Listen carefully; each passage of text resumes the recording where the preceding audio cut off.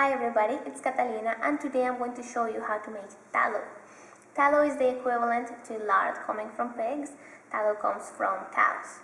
In the raw form it's called suet, and it's the rendered form, the finished product, that it's called tallow.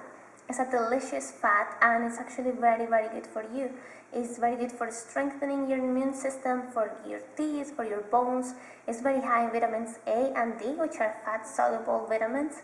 And it contains also conjugated linoleic acid, which is a fatty acid that helps you burn fat, build lean muscle, and it also protects you from heart disease and cancer. It also helps protect your liver. It's got antiviral and antibacterial properties, and is just so easy to make. It's so cheap and so delicious. It's a traditional fat that has existed for thousands of years. It's very stable and keeps for a very long time in the fridge. It can also be frozen. It doesn't go rancid, it doesn't oxidize in your body, and it's also got a very high smoke point, so it's great for frying things. Apparently it makes the best French fries. I don't really eat potatoes, but I know it's very good for that. And last night I made some hamburgers and they were amazing. So everything you make with tallow is going to taste so delicious. So it's really worth having some in your fridge. So here I have this huge bag of suet.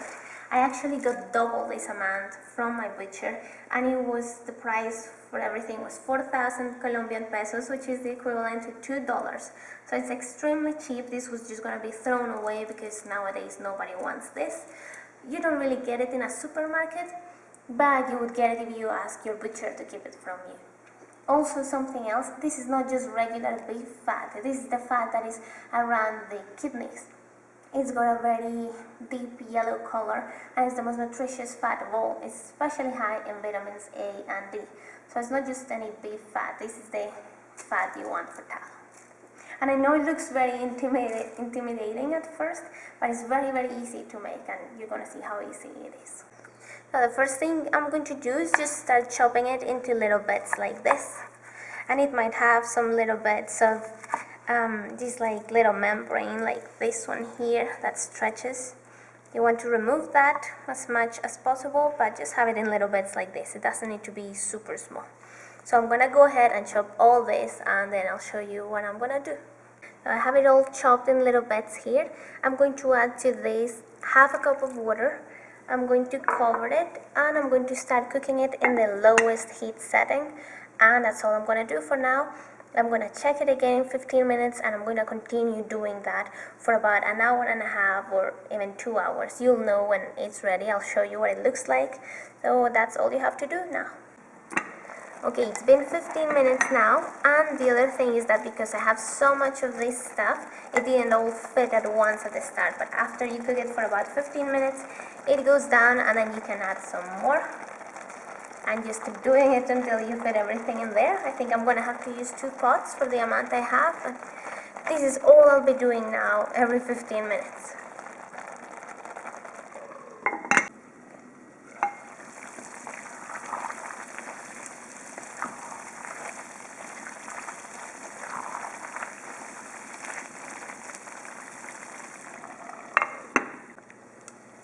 Okay, it's been an hour and a half and this is ready. All these little bits are very crispy, and so it looks like it's ready. What I'm going to do is turn off the stove and let it cool a little bit, and then I'm going to pour it into jars. So the tallow is ready now. I have let it cool down for 15 minutes. Now what I'm going to do is pour it into this big pot I have here, and I have this sieve here. This is going to remove all the big pieces that are cooking in there, and once I have it all here, I'm going to put it through a cheesecloth to remove all the little bits, and then I'm going to put it into the mason jars. So I'm going to get started with it now.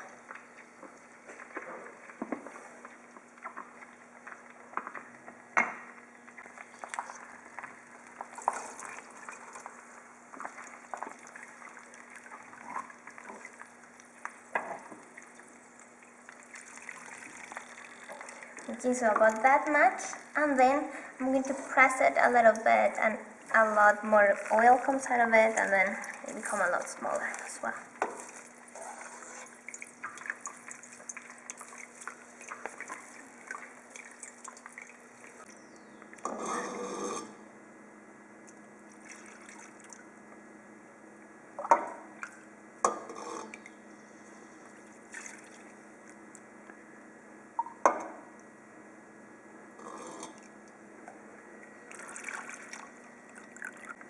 You can see now that it's gone through the cheesecloth. It's super clean, and this way is just going to ensure it doesn't go rancid, and it's really pure and clean to store for even years in your fridge.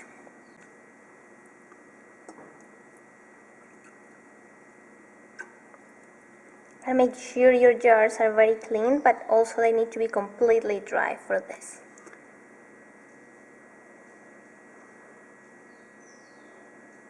Okay, so the tallow is ready. I ended up with 2.5 liters of it. I actually removed in the end a big piece that just didn't fit in the pot, so I would have made about 3 liters with it. And there you have it. It looks very pretty.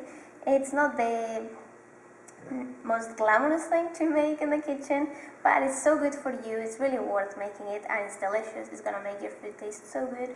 Now I'm just gonna close them, and when it solidifies, takes quite a while to become solid.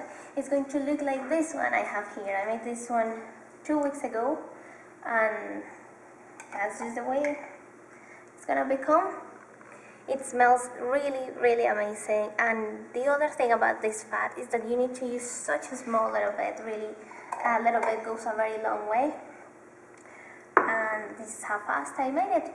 One little thing I would like to say is that the smaller you chop the bits, actually the more fat you're gonna end up in the end. And also, you don't need to be over your tallow making all the time there, but it is important that every 15 minutes you give it a good little stir, just to prevent it from sticking to the bottom of the pan and from burning as well. So, and also something very important is don't wear your best clothes when you're making this, because you're going to end up splashed. And as you can see, my kitchen now is really dirty and full of grease all over the place. So this is it for today. Thank you for watching. Bye.